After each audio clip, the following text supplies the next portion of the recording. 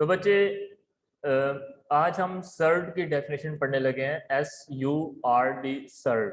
वो कहता है कि N irrational radical with the rational radicand is called a surd. Hence the radical ये आपके पास अंडर रूट ए और इंडेक्स वैल्यू एन है इज अ सर्ड। ये तब सर्ड कहलाएगी जब ये दो चीजें होंगी। क्या कि ए आपके पास रैशनल होना चाहिए और दूसरा इस पूरे का जो आंसर है, जो रिजल्ट है, वो इरेशनल होना चाहिए। तो तब हम कहेंगे कि भाई ये हमारे पास सर्ड है। ठीक है, तो वो क्या कहता है कि एन इरेशनल रेडिकल। तो आइए इस चीज को मैं थोड़ा सा आपको एक्सप्लेन करता हूँ। देखें, आपको पता है कि ये वाला सिंबल कौन सा होता है? रेडिकल का। ठीक है, ये बातें हमने चैप्टर नंबर 2 के अंदर भी डिस्कस की थी। इसके अलावा अगर मैं यहाँ पे n लिखता हूँ और इधर मैं a लिखता हूँ, तो जो a है इसे हम क्या बोलते हैं? रेडिकेंड। ठीक हो गया। और जो n है, ये इसे रेडिकेंड भी बोलते हैं, बेस भी बोलते हैं। जो n है वो आप उसे कहते हैं इंडेक्स वैल्यू। ठीक है, ये नाम आपने याद रखने हैं। जिसे आप स्क्वायर रूट या अंडर रूट बोलते थे, वो रेडिकल का साइन भी कहलाता है। तो अब ऐसा है कि वो कहता है कि दो चीजें उसने बताई हैं। पहली चीज बताई है कि जो ए है, ए के बारे में उसने जो डिस्कस किया है, ये ए इज अ रैशनल। वो क्या होना चाहिए? रैशनल होना चाहिए। तो रैशनल का सिंबल क्यू होता है। मैं अभी शॉर्ट सिंबल उसका यूज कर रहा हूँ कि सिर्फ ए का की जो वैल्यू है वो कोई रैशनल वैल्यू होनी चाहिए। ठीक है, रैशनल वैल्यू आपके पास कौन कौन सी होती हैं उसकी मैं एग्जांपल्स लिख देता हूँ यहाँ पे। रैशनल आपके पास 3 है, 4 है, इसके अलावा 2/7 है। ये सारे के सारे आपके पास जो है वो रैशनल कहलाते हैं। ठीक है, तो पॉइंट में भी जा सकते हैं है। तो अब दूसरी चीज उसने क्या कही थी? दूसरी चीज उसने कही थी कि इस सारे का जो रिजल्ट है, ठीक है, इस सारे का जो रिजल्ट है वो इरेशनल होना चाहिए। ठीक है, इस सारे का आंसर आपके पास क्या होना चाहिए? इरेशनल। अंदर वाला आपके पास रैशनल हो, ओवरऑल आपके पास इरेशनल है। अंदर वाला आपके पास वैल्यू क्या होनी चाहिए? रैशनल। और ओवरऑल आपके पास क्या होना चाहिए? इरेशनल। तो तब हम कहेंगे कि ये क्या है? सर्ड। ठीक है, तो इसकी बुक में कुछ एग्जांपल दी हुई है, जैसे कि स्क्वायर रूट 3 है। ओके, इधर आपके पास जो है वो 1/2 है, यानी कि 2 है। जब आप इसको एक्सपोनेंशियल फॉर्म में कन्वर्ट करोगे तो ये 3 और इसकी एक्सपेंड में 1/2 आ जाएगा। ठीक है, तो इसका कोई मसला नहीं। तो अगर आपको याद हो चैप्टर नंबर 2 2.1 करने से पहले हम लोगों ने चीज़ें डिस्कस की थी कि भाई किसी भी स्क्वायर रूट के अंदर अगर आपके पास अगर प्राइम नंबर आ जाता है तो वो क्या कहलाएगा? किसी भी स्क्वायर रूट के अंदर, किसी भी अंडर रूट के अंदर अगर आपके पास प्राइम नंबर आ जाता है तो हम क्या कहेंगे कि वो इरेशनल है। ठीक है, ये चीज़ें हमने वहाँ पे डिस्कस की थी चैप्टर नंबर 2 में। तो पहले 2 पेजेस के ऊपर ये सारी थ्योरी उसने लिखी हुई थी, आप बेशक उसको स्टडी कर लीजिएगा। पॉइंट्स में था, अगले पेज पे भी पॉइंट्स और ब्लॉक बना हुआ था, तो वहाँ हमने इन चीज़ों को डिस्कस किया था। तो है, इसकी अगली एग्जांपल आपके पास आ रहा है स्क्वायर रूट 2/5। ठीक है, तो देखो ये जो 3 है यहाँ पे ये रैशनल है, लेकिन ओवरऑल जो रिजल्ट है वो इरेशनल कहलाता है। ठीक है, अब यहाँ पे जो 2/5 है, 2/5, 2/5 आपके पास क्या कहलाता है? रैशनल। लेकिन ओवरऑल रिजल्ट आपके पास, क्योंकि ऊपर स्क्वायर रूट भी आ जाता है, तो टोटल हम उसे कहेंगे कि ये एक इरेशनल नंबर है। ओके, तो उस तरह उसने ये एग्जांपल भी दी है। इंडेक्स वैल्यू 3 और 7 अंदर आ रहा है, और उसके बाद इंडेक्स वैल्यू 4 है, और रेडिकेंड में आपके पास क्या है? 10 है। तो ये सारी वैल्यू भी इसके अंदर आ रही है। तो अब ऐसा है कि ये सारे एग्जाम्पल्स आपके पास सर्ड की, ये भी सर्ड है, ये भी सर्ड है, ये भी सर्ड है, ये भी सर्ड है। तो इसकी निशानी आपको आसान तरीका आपको बता देता हूँ। बस आपको ये देखना है कि भाई इस रेडिकल के साइन के अंदर ना रैशनल वैल्यू होनी चाहिए। आसान तरीका कि ये जो ए है, जो आपके पास अंदर वाली वैल्यू है रेडिकल के साइन के अंदर, 3 है, 2/5 है, 7 है, 10 है, ये सारे रैशनल होने चाहिए। ठीक है, बाहर जो ये इंडेक्स वैल्यू है वो जो मर्जी, उसका कोई इश्यू नहीं है, वो आप इससे सोल्व कर लेंगे। है अब जो अगली एग्जांपल आ रही है ये है स्क्वायर रूट, और अंदर आपके पास क्या आता है, पाई। अब हमने पाई के बारे में पढ़ा था कि पाई तो खुद आपके पास इरेशनल है। ठीक है, अब हमारी कंडीशन सेटिस्फाई नहीं हुई, क्योंकि हमने पढ़ा था अभी अभी के रेडिकल के साइन के अंदर जो वैल्यू है, जो ए की जगह पे आनी थी, वो हमेशा लाजमी तौर पर रैशनल होनी चाहिए थी। लेकिन ये स्क्वायर रूट के अंदर आपके पास क्या आ गया है, एक इरेशनल वैल्यू आ गया है, मतलब ये भी इरेशनल है और ओवरऑल ये भी इरेशनल है। तो फिर ये मेरे पास जो है वो रेडिकल का साइन तो है, तो मैं इसको स्क्वायर रूट जो है वो बोल सकता हूँ, कोई मसला नहीं, लेकिन मैं इसको सर्ड नहीं कह सकता। ठीक है, मैं इसको जो है वो सर्ड नहीं कह सकता। ठीक है, हालांकि मेरे पास ये सर्ड है, ये सर्ड है, यानी कि ये एग्जांपल में जो पहली वाली लाइन है ये सारे सर्ड्स हैं, लेकिन स्क्वायर रूट के अंदर इरेशनल आ गया, ये सर्ड नहीं कहलाएगा।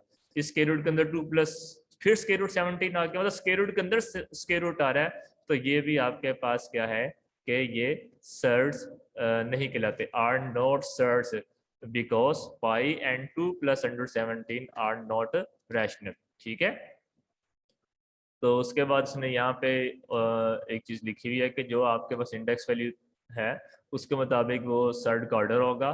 तो अगर आपके पास यहाँ पे 3 है तो ये थर्ड ऑर्डर सर्ड है, अगर आपके पास यहाँ पे जो है वो 4 है तो ये फोर्थ ऑर्डर सर्ड है। तो इस तरीके से ये इसका ऑर्डर भी यहाँ पे बताया हुआ है, ये मार्क कर लीजिए एमसीक्यूज के तौर पे। उसके बाद ये डेफिनेशन है आपके पास सर्ड की, जिसमें आपके पास यहाँ से लेके जो है वो ये इस जगह पे तक आपको इसको याद करना होगा, लिखना होगा। एग्जाम्पल्स आपने अपनी मर्जी से देनी है, रट्टा नहीं लगाना। जब आपको ये सर्ड वाली एग्जाम्पल देनी है तो बस इस बात का ख्याल रखना कि अंदर आपके पास कोई ना कोई रैशनल वैल्यू हो, मतलब 3 है, 2/5 है, 7 है, 10 है, सिंपल सिंपल। ठीक है, लेकिन जब आपने बताना है कि भाई ये सर्ड नहीं है, इसके अंदर आपने पाई लगा दिया, इसके अंदर आपने जब एक और स्क्वायर रूट लगा दिया, तो ये आपके पास सर्ड नहीं कहलाएंगे। तो ये एग्जाम्पल आपने नंबर्स अपनी मर्जी से देने हैं, लेकिन बस एहतियात करना है इन 2 रूल्स के बारे में। ओके,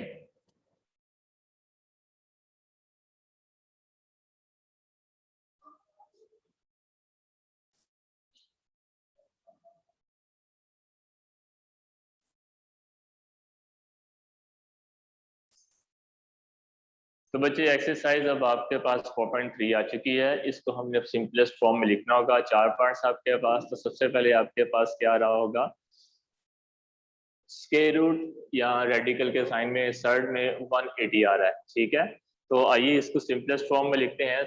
आपको करना क्या है कि 180 का एलसीएम ले लेना है। ठीक है, अंदर जो नंबर्स लिखे होंगे उनका हम क्या कर लेंगे, एलसीएम ले लेंगे। तो फिर हम इसका एलसीएम लेते हैं। तो लाइट आ रही होगी, ये ली। ठीक है, तो एलसीएम लेना तो आप सबको आता है। तो 290 the 180, 245 the 90 and 315 the 45, 35 the 15 and 5 1 the 5। अब आपने करना क्या है कि इसके फैक्टर्स यहाँ लिख देने हैं। आपको याद होगा 6th क्लास और उसमें चैप्टर नंबर 3 था, वो आपने ऐसे किया था। तो ये आपके पास इसके जो फैक्टर्स हैं 2 इंटू 2 इंटू 3 इंटू 3 इंटू 5। ठीक है, तो अब आपने आगे इसको करना क्या है कि बेशक इसका जो है पेयरिंग कर लीजिए। ये 2 का स्क्वायर हो जाएगा, प्लस ये 3 का स्क्वायर हो जाएगा, और 5 आपके पास अकेला आ जाएगा। ठीक है, फिर आपने करना क्या है कि जो ये स्क्वायर रूट है वो सेपरेट कर दे सबके साथ। तो 2 का स्क्वायर ये सेपरेट हो गया, 3 का स्क्वायर ये सेपरेट हो गया, इंटू 5 स्क्वायर रूट ये आपके पास क्या है, सेपरेट हो गया। अब मैंने किया क्या कि इन तीनों को जो सेपरेट कर दिया, तो सबसे पहले 180 का एलसीएम लिया, वहां पे उसके फैक्टर्स लिखे, उसकी पेयरिंग की, दो दो की स्क्वायर लगाया, स्क्वायर रूट के साइन को मैंने सेपरेट कर दिया। अब जो स्क्वायर है इस स्क्वायर रूट से कट जाएगा, ये स्क्वायर रूट से कट जाएगा, इसका कोई स्क्वायर नहीं, इसको नहीं कटेगा, तो पीछे आपके पास आ गया 2 single without any power, without any radical sign. उसके बाद 3 मल्टीप्लाई और ये स्क्वायर रूट 5 आ गया, क्योंकि इसकी कटिंग नहीं हुई थी, ऐसे ही रह गया। अब 3 टू द 6 हो जाएगा और साथ आ जाएगा आपके पास स्क्वायर रूट 5। अब मजीद ये ब्रेक नहीं हो सकता, 5 ऑलरेडी सिंपलेस्ट फॉर्म में है, तो ये एक आपके पास फाइनल आंसर आ चुका। ठीक है, तो उसी तरीके से जो नेक्स्ट पार्ट था वो स्क्वायर रूट 162 था, आप खुद करने की कोशिश कीजिएगा। 162 का आपने एलसीएम लेना है, तो एलसीएम लेने के बाद जो फैक्टर्स होंगे उसकी दो दो की पेयरिंग होगी, उसको बाहर निकाल के स्क्वायर रूट लहदा करके कटिंग करके, और बाद में जो नंबर्स बाहर आएंगे वो हमेशा मल्टीप्लाई होंगे आपस में। ठीक है, करने की कोशिश कीजिएगा, इंशाल्लाह ताला हो जाएगा। नेक्स्ट अब आपके पास जो क्वेश्चन आ रहा है 3/4 और ये क्यूब रूट है 128, तो इसमें भी हम सबसे पहले क्या कर लेंगे कि 128 का एलसीएम ले लेते हैं। ठीक है, तो 128 का एलसीएम आपके पास आ जाएगा 264 the 28, 232 the end 216, 28 the 16, 24 the 8, 2 to the 4 and 2 1 the 2। ठीक है, count the twos, how many twos, 1 2 3 4 5 6 and 7। ठीक है, तो अब क्या होगा आपके पास, ये जो 3/4 है ये एज इट इज लिखा जाएगा, और जो ये इंडेक्स वैल्यू 3 है वो भी ऐसे लिखी जाएगी। 128 की जगह मैंने लिखा 2 मल्टीप्लाई 2 मल्टीप्लाई 2 मल्टीप्लाई 2 मल्टीप्लाई 2, 1 2 3 4 5 6 और ये हो जाएगा आपके पास 7। ठीक है, तो एक चीज का ख्याल रखिएगा, ये जो आपके पास यहाँ पे इंडेक्स वैल्यू 5 आ रही है, इंडेक्स वैल्यू 3 आ रही है, ये साइज में छोटी होते हैं, ये जो नंबर है साइज में छोटा होता है, और ये इसके टिप के ऊपर आता है, ये इसके टिप के ऊपर आता है, बुक के ऊपर क्वेश्चन में भी दे सकते हैं। ठीक है, यानी कि ये जो 3/4 है, अगर मैं इधर करके दिखाऊं तो 3/4 ये इसके टिप के ऊपर ऐसे आ रहा है। ठीक है, अगर किसी बच्चे ने गलती से भी ऐसे कर दिया जल्दी जल्दी में, ठीक है, तो देखो अब ऐसे लग रहा है 3 इसके साथ आ रहा है, अब ये गलत होगा। ठीक है, क्योंकि अब ये एक 3 एक कोएफिशिएंट बन चुका है, नंबर बन चुका है, उसकी इंडेक्स वैल्यू नहीं रही। इस चीज का आपको याद रखना होगा कि इंडेक्स वैल्यू साइज में कम होगा और उसके टिप के ऊपर आ रहा होगा। ओके है, अब जैसे कि यहाँ पे हमने 2 2 के पेयर्स लिए थे, क्योंकि स्क्वायर रूट था, 2 2 के पेयर्स स्क्वायर रूट से कट गए। अब चूंकि ये क्यूब रूट है, हम कितने कितने पेयर्स लेंगे, 3 3। वेरी गुड, तो ये 3 पेयर्स पकड़ा और यहाँ से ये वाले 3 का पेयर पकड़ लीजिए, तो 3/4 जो शुरू में नंबर आ रहा है वो वैसे ही। ओके, ये इंडेक्स वैल्यू 3 अभी भी वैसे ही, ये पहले वाले में आप पेयर में आ जाएगा 2 की पावर 3 इंटू सेकेंड वाले पेयर में आ जाएगा 2 की पावर 3, और जो लास्ट में सिंगल 2 बचा हुआ है वो वैसे का वैसे ही आ जाएगा। ठीक है, तो ये मैंने क्या कर दिया कि मैंने पेयरिंग कर दी 3 3 की।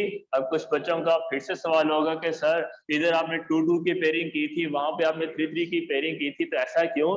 तो अभी भी मैंने जवाब भी दिया, क्योंकि ये स्क्वायर रूट था, कैसे पता चला, इसकी कोई इंडेक्स वैल्यू नहीं, इट मींस ये 2 है यहाँ पे। ओके, तो इसलिए मैंने 2 2 की पेयरिंग कर दी, और ये आपके पास क्यूब रूट है, कैसे पता चला, यहाँ पे इंडेक्स वैल्यू 3 है, तो यहाँ पे 3 3 की पेयरिंग कर दी। जी वेरी गुड, तो आप लोगों के दिमाग में बिल्कुल सही आया होगा कि यहाँ पे इंडेक्स वैल्यू 5 है, तो यकीनन यहाँ पे 5 5 की पेयरिंग ही होगी। वेरी गुड, ठीक है, चलें आगे चलते हैं।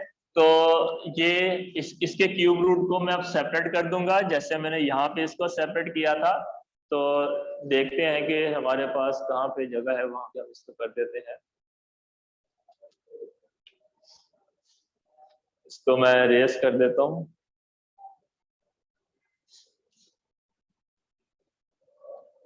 क्वेश्चन को साइड में लिख लेते हैं ताकि हम इसे कर लें बाद में। चलें, इसको मैं यहाँ से रेस करता हूँ। तो अब मुझे सेपरेट करना था 3/4, तो ये क्यूब रूट 2 की पावर 3, क्यूब रूट 2 की पावर 3 और क्यूब रूट ये आ जाएगा सिंगल 2। ठीक है, अगर आपने यहाँ पे क्यूब रूट ना लेके खाली स्क्वायर रूट 2 लगा दिया, मतलब यहाँ पे इंडेक्स वैल्यू 3 लगाना आप भूल चुके हैं और आप उसे ऐसे सोल्व करते हैं, तो बच्चे सारा क्वेश्चन गलत हो जाएगा, एक नंबर भी नहीं मिलेगा। ठीक है, तो जरा ध्यान से ये वाला 3 कट जाएगा इस सारे के साथ ऐसे। ठीक है, ये 3 कट जाएगा इस सारे के साथ और यहाँ पे तो 3 है ही नहीं, इसका मतलब यहाँ पे कोई कटिंग नहीं होगी, जैसे इस वाले क्वेश्चन में यहाँ पे कोई कटिंग नहीं थी। खैर आगे चलते हैं, 3/4 ये एज इट इज आ गया और इसके साथ ही कट गया, तो पीछे आपके पास सिंगल 2 रह गया, ये भी कट गया, पीछे आपके पास सिंगल 2 रह गया, ये कटिंग नहीं हुई थी तो ये हम उसको वैसे ही लिख देंगे जैसे वो आता जा रहा है। ओके, तो अब ये हो जाएगा 2 to the 4 और ये भी आपके पास 4 है, इट मींस ये 2 और 2 इस 4 के साथ कट जाएंगे। आप डायरेक्ट ऐसे कट कर दीजिएगा, अगर आप ऐसे कट नहीं करना चाहते तो एक स्टेप ज्यादा कर लें कि भाई अगले स्टेप में 3/4 लिखें, 2 to the 4 यहाँ पे 4 मेंशन करें, फिर 4 से कट कर दें, तो ऐसा भी ठीक है। लेकिन जैसे मैंने अभी कट किया तब भी ठीक है, क्योंकि ये वाला 2 4 से कट किया तो 2 आया, फिर ये 2 इस 2 से कट गया तो खत्म हो गया। आप ऐसा भी कर सकते हैं। खैर पीछे आपके पास रह क्या जाएगा, ऊपर वाला सिंगल 3, इधर से सब खत्म, इधर से ये सब खत्म, और वो आपके पास अब मल्टीप्लाई का साइन डालने की कोई जरूरत नहीं है, तो इंडेक्स वैल्यू 3 आ जाएगी। 2 अगर आप डाल भी दोगे गलती नहीं है, लेकिन एंड वाले आंसर में जब हमने सिंप्लीफाई उसको लास्ट फॉर्म लिखनी होती है उसमें मल्टीप्लाई का साइन नहीं डालते, तो ये इसका फाइनल आंसर होगा। जैसे कि हमने यहाँ पे भी मल्टीप्लाई का साइन नहीं डाला, 3 to the 6 आ गया और मल्टीप्लाई के साइन के बगैर हमने स्क्वायर रूट 5 लगा दिया। इधर भी हमने 3 लिखा और मल्टीप्लाई के साइन के बगैर हमने क्यूब रूट 2 लिख दिया, तो ये इसका क्या होगा, फाइनल आंसर हो जाएगा।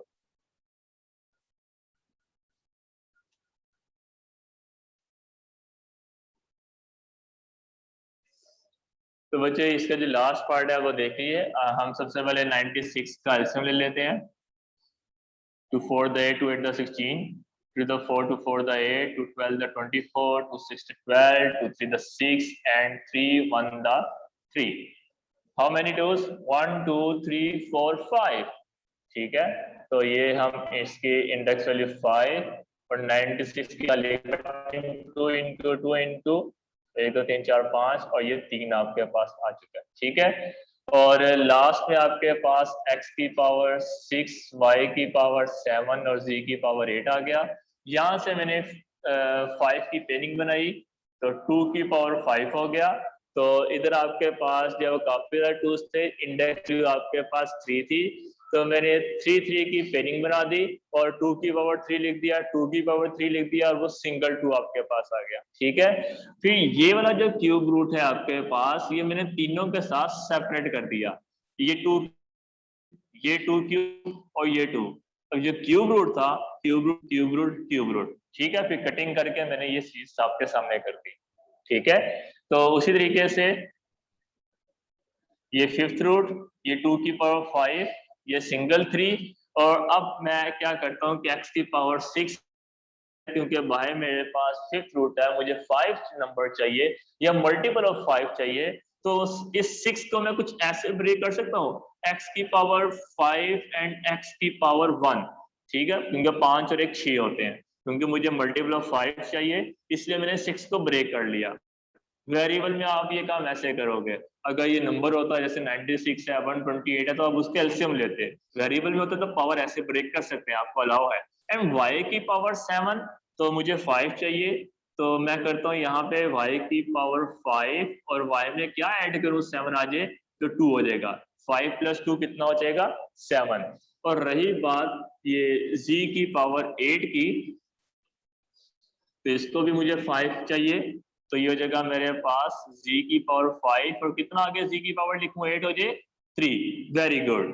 ठीक है, तो जो 96 था उसका मैंने एलसीएम लेके ऐसे ब्रेक कर लिया, 2 की पावर 5 आ गया, 3 सिंगल था, सिंगल में भी रहने दिया, x की पावर 6 को 5 1 में ब्रेक कर दिया, y की पावर 7 को 5 2 में ब्रेक कर दिया, z की पावर 8 को 5 3 में ब्रेक कर दिया। ठीक है, अब ऐसा करता हूँ कि जिनकी पावर्स 5 थी ना उनको मैं जरा साथ साथ कर लेता हूँ, जो रिश्तेदार है उनको मैं इकट्ठा कर लेता हूँ। 2 की पावर 5, ठीक है, और कोई है ये x की पावर पावर 5, ठीक है, और कोई है ये y की पावर 5, मल्टीप्लाई का भी साइन डाल सकते हो, मैं डॉट डाल रहा हूँ, कोई बात नहीं, और z की पावर 5 आपके पास आ गया, ठीक है, ये सारे 5 वाले मैंने इकट्ठे कर दिए, और जो रह गया है वो आपके पास है 3, एक सिंगल x, इसकी पावर 1 है, लगाना चाहो तो लगा लो, और y स्क्वायर, और लास्ट में आपके पास आ जाएगा z क्यूब, ठीक है। तो जो होल जो पावर 5 वाले थे उसको मैं स्टार्ट में ले आया, और जो 5 के बगैर वाले थे वो मैं उसको एंड में ले आया, ठीक है। तो अब मैं क्या करता हूँ कि सबकी पावर को मैं ऐसा कर सकता हूँ कि ये देखिए ये 5, क्योंकि इन सब की पावर सेम आ रही थी, तो मैं लिखता हूँ 2x y z, मैं होल पावर 5 कर लेता हूँ, तो ऐसे लग रहा है कि जो सबकी पावर 5 आ रही थी मैंने ब्रैकेट लगा के एक ही 5 कर दिया। ऐसे भी आप काम कर सकते हो, काम करने के कई तरीके हैं, ठीक है। उसके बाद डॉट, और ये वाला सिंगल ऐसे ही आ गया, 3x y स्क्वायर और z क्यूब आ गया। अब मैं इसको जो है वो सेपरेट कर देता हूँ, 2x y z whole power 5, तो ये 5th रूट मैंने सारे का एक साथ ही सेपरेट कर दिया। हालांकि आप इसको अलग-अलग भी कर सकते थे, आपके ज़हन में आ रहा होगा कि भाई जैसे हमने इसको अलग-अलग किया था, क्यूब रूट को अलग, इस क्यूब रूट को अलग, इसको अलग कर दिया, तो ये काम आप यहाँ पे भी कर सकते थे, लेकिन एक दो स्टेप ज्यादा हो जाते, मैंने काम को और शॉर्ट फॉर्म में कर दिया, क्योंकि सबकी पावर सेम आई थी, मैंने होल पावर 5 करके मैंने फिर उसको सेपरेट किया। और ये वाला क्योंकि मुझे पता है इसमें से कोई ब्रेकिंग नहीं होनी है, इसको भी मैं अलग कर लेता हूँ, तो ये जगह 3x y स्क्वायर और हो जाएगा आपके पास z क्यूब, ठीक है। अब ये वाला 5th इस 5th रूट से कट जाएगा। अगर आप इसको अलग-अलग करते हैं ना, 5th रूट 2 की पावर 5, 5th रूट x की पावर 5, 5th रूट y की पावर 5, 5th रूट z की पावर 5, तो तब भी सारी कटिंग अलग-अलग होगी और एंड में आपके पास यही बचेगा, ठीक है। तो चाहे आप अलग-अलग सेपरेट कर दो, जैसे यहाँ हमने सेपरेट करके कटिंग की है, ठीक है, यहाँ पे मैंने डायरेक्ट होल पावर करके कर दिया है, इस तरह कर लो, उस मेथड से कर लो, दोनों ठीक है, ठीक है। तो पीछे आपके पास क्या आंसर आ जाएगा, 2x y z, और 5th रूट में लिखा जाएगा 3x y स्क्वायर और z क्यूब, ये सारा इसका क्या होगा, फाइनल आंसर होगा।